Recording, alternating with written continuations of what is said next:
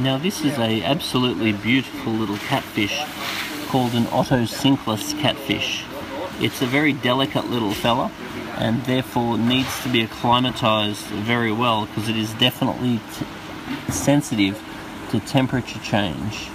It likes slightly acidic water, so it does best if the water is below 7 or slightly below 7 and the KH is about 1 or 2.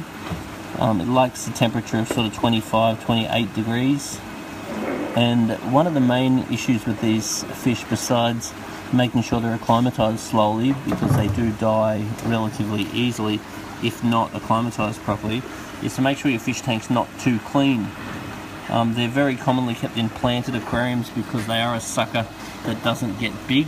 Most of the other similar suckers grow quite large and will rip your plants apart as they get bigger. So they really are a perfect little fish for a planted aquarium.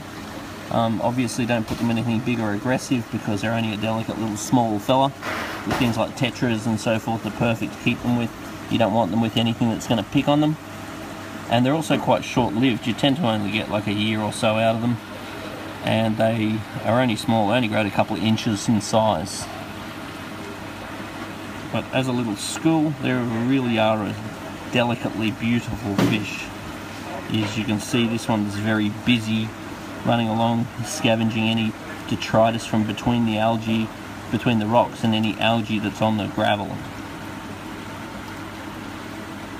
Anyway, if you've got anything else to add to your experience with the Otocinclus catfish, they really are the perfect sucker for a planted aquarium full of delicate fish. Put a little comment down the bottom and tell us your experience with them. Unfortunately, a lot of people do have the experience that they die easily, which is a bit of a bummer. So acclimatize them slowly and make sure the water quality is very high. And make sure the tank's not too clean.